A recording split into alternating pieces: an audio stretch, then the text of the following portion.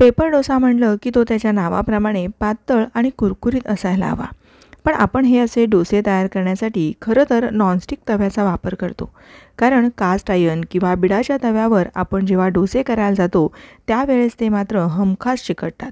पण खरं तर कास्ट आयर्न किंवा बिडाच्या तव्यावर केलेला डोसा हा आपल्या आरोग्यासाठी उत्तम आहे.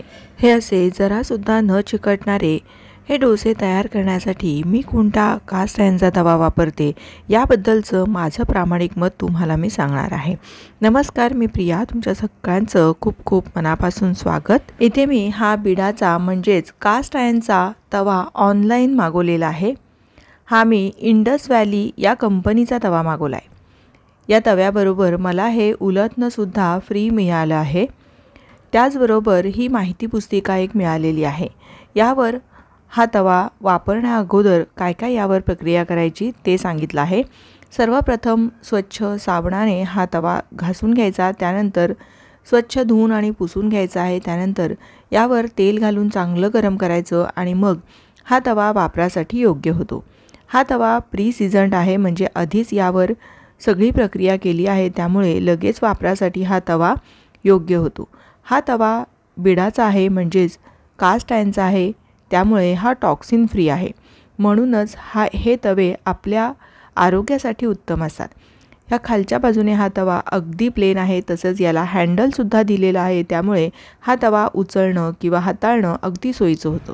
या तव्यावर मी तुम्हाला डोसेसुद्धा बनवून दाखवणार आहे आणि जर तुम्हाला हा तवा आवडला आणि विकत घ्यायचा असेल तर लिंक डिस्क्रिप्शनमध्ये देईनच. त्याचबरोबर जर का तुम्ही हा तवा विकत घेताना माझ्या नावाचं म्हणजे प्रियाज किचन हे जर कुपन कोड वापरलं तर मात्र तुम्हाला 12% डिस्काउंटसुद्धा मिळेल. आता हा तवा आपण स्वच्छ धुवून घ्यायचा आहे. त्यानंतर थोडंसं लिक्विड डिशवॉश बार घालायचा. त्यानंतर अगदी हलक्या हाताने हा तवा चांगला असा स्वच्छ घासून घ्यायचा आहे. हँडलला किंवा सगळीकडे जिकडे कुठे आपल्याला अगदी मागच्या बाजूने पुढच्या बाजूने स्वच्छ असा हलक्या हाताने हा तवा मी घासून घेतलेला आहे. त्यानंतर भरपूर पाणी घेऊन हा स्वच्छ धुवून घ्यायचा आहे. कास्ट आयर्नची भांडी जी असतात ती लगेच अशी कोरडी करून घ्यायची, म्हणजे त्याला गंज लागत नाही, कारण हे नैसर्गिक लोखंडापासून तयार केलेलं असतं. आता हे स्वच्छ पुसून घेतल्यानंतर लगेच आपल्याला यावर 1 चमचाभर तेल घालायचं आहे. साधारण 1 टेबलस्पून इतकं मी तेल घातलेलं आहे. टिश्यू पेपर घेऊन त्याने हे सगळीकडे असं पसरवून घ्यायचं आहे, किंवा एखादं ब्रश असं वापरलं तरीही चालेल. पण मी हे सगळीकडे व्यवस्थित तेल लावता यावं याकरता टिश्यू पेपरचा वापर केला आहे. गॅसची आच मोठा ते मध्यम ठेवायचं आणि साधारण 8 ते 10 मिनटं चांगला असा हा तवा अगदी धूर येईपर्यंत गरम करून घ्यायचा. आणि मग नंतर हा तवा आपणहून थंड होण्यासाठी असाच बाजूला ठेवून द्यायचा. आपण यावर पाणी वगैरे न घालता असाच आपणहून याला थंड होऊ द्यायचा. मी हा पूर्णपणे थंड होऊन दिला. त्यानंतर हे दुसऱ्या दिवशी मी तुम्हाला दाखवते आहे. दुसऱ्या दिवशी आता हा तवा आपण पुन्हा एकदा लिक्विड डिशवॉश बार यामध्ये घालायचा आहे आणि पुन्हा एकदा आपल्याला हा स्वच्छ करून घ्यायचा आहे. कारण आपण पहिल्यांदाच जे भरपूर तेल लावलं होतं त्यामुळे तवा आपला भरपूर असा तेलकट झाला आहे. म्हणून हा तवा थोडंसं मी असं लिक्विड डिशवॉश बार घातला आणि हे स्वच्छ असं करून घेतलेलं आहे. तर हा बिडाचा तवा घासताना नेहमी अगदी हलक्या हाताने घासायचा, तारेची घासणी वगैरे अजिबात वापरायची नाही आहे. पुन्हा आता हा तवा मी स्वच्छ अगदी पाण्याने व्यवस्थित स्वच्छ धुवून घेतलेला आहे. आता पुन्हा याला एकदा कोरडं करून घ्यायचं. गॅस चालू केलेला आहे. आता मात्र आपण यावरती आणखीन एक एक्स्ट्राची प्रक्रिया करणार आहोत, ते म्हणजे कांदा लावणार आहोत. हे असं कांद्याने तेल सगळीकडे पसरवल्यामुळे काय होतं तर डोसा अजिबात आपल्या तव्याला चिकटला जात नाही. हा तवा जरी प्री सीझन्ड असेल तरीसुद्धा एकदा ही एक एक्स्ट्राची स्टेप केल्यामुळे तुमचे डोसे जरासुद्धा तव्याला चिकटत नाहीत आणि अगदी पहिला डोसासुद्धा अजिबात तुटत नाही.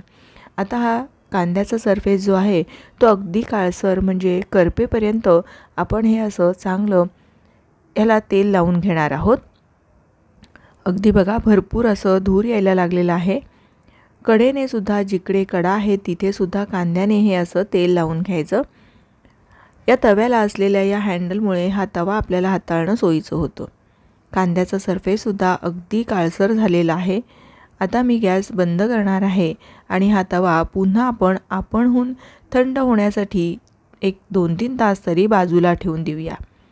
कास्ट आयर्नची जी भांडी असतात ती सुरुवातीला वापरण्यासाठी आपल्याला कठीण वाटतात, कारण ती रुळली एकदा की मग मात्र अगदी पिढ्यानपिढ्या हे भांडी अगदी चांगली राहतात, जरासुद्धा खराब होत नाहीत। आता हा तवा पूर्णपणे थंड झाल्यानंतर मग आता काय करायचं तर एखादं टिश्यू पेपर घ्यायचं, कारण आपण कांदा करपेपर्यंत हे तेल चांगलं पसरवून घेतलं होतं, म्हणून टिश्यू पेपरने हे सगळं पुसून काढायचं। तवा मी गरम करून घेतलेला आहे आणि या तव्यावर डोसा करण्या अगोदर मीठ आणि पाणी हे असं शिंपडून घ्यायचं आणि तवा एखाद्या सुती कापडाने पुसून घ्यायचा आणि मग यावर डोसा घालायला सुरुवात करायची। आपलं नेहमीचं जसं डोश्याचं बॅटर तयार केलं तसंच मी हे तयार करून घेतलेलं आहे आणि हलक्या हाताने भरपूर असा मस्त जितका शक्य होईल तेवढा पातळ पसरवून घेतला आहे। पहिलाच डोसा आहे त्यामुळे मला इतकं पातळ पसरवणं शक्य झालं नाही आहे, पण जसजसा हा तवा रुळला जातो तसतसं मात्र अगदी छान आपल्याला पातळ असे पेपर डोसे तयार करता येतात।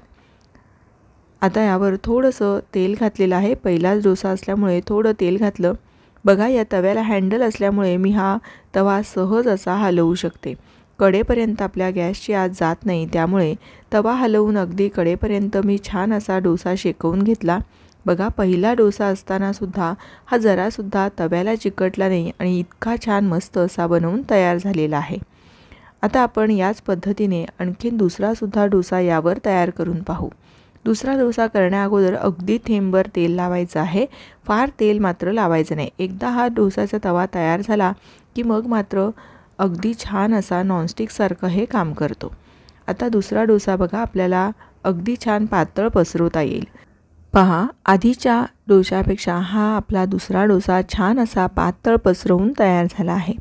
कडेने अगदी थोडंसं तेल सोडायचं आणि मग डोशाच्या कडेपर्यंत आपली गॅसची आत जात नाही, त्यामुळे हा आपण तवा थोडासा असा शिफ्ट करून मग कडेपर्यंत सगळं असं छान डोसा शेकवून घ्यायचा, म्हणजे एकसारख्या रंगावर डोसा शेकला जातो। बघा आपोआप या डोशाच्या कडा उचलल्या गेल्या आहेत आणि आपला हा डोसा अगदी छान मस्त सोनेरीचे रंगावर भाजून तयार झाला आहे।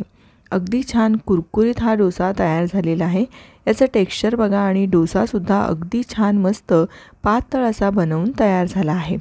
तुम्हीसुद्धा रोजच्या वापरामध्ये नॉनस्टिक भांडी वापरत असाल तर ती वापरण्याऐवजी बिडाची भांड्याचा वापर रोजच्या वापरामध्ये करायचा, म्हणजे आपल्या शरीराला आयर्नसुद्धा मिळतं आणि शरीराची हानीसुद्धा होत नाही।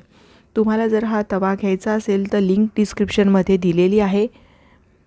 याच पद्धतीने तुम्ही या तव्यावरती घावणं, आंबोळ्या भरपूर असे पदार्थ करू शकता। रोजच्या अगदी चपाती बनवण्यासाठी जरी तुम्ही हा तवा वापरला तरीही उत्तमच आहे, कारण लोखंडी भांड्यामध्ये जेव्हा आपण अन्न शिजवतो त्यावेळेस लोखंडाचे बराचसा अंश आपल्या खाद्यपदार्थांमध्ये येतं आणि ते आपल्या शरीरासाठी अगदी उत्तमच आहे।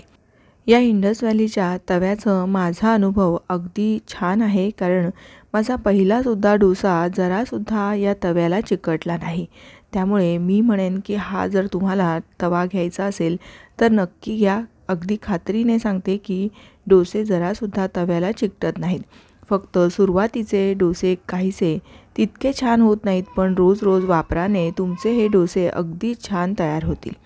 तुम्हाला जर हा व्हिडिओ आवडला असेल तर प्लीज एक लाईक करा, तुमच्या मैत्रिणींना व नातेवाईकांना जास्तीत जास्त शेअर करा। तुम्हाला एक नम्र विनंती आहे की जर तुम्हाला माझे व्हिडिओज पाहायला आवडत असतील तर कृपया चॅनलला सबस्क्राईब करा व बाजूला असलेलं बेल आयकॉनसुद्धा प्रेस करा, म्हणजे तुम्हाला माझ्या सर्व रेसिपीज पाहता येतील, तसेच सर्व रेसिपींचे नोटिफिकेशन पण येईल।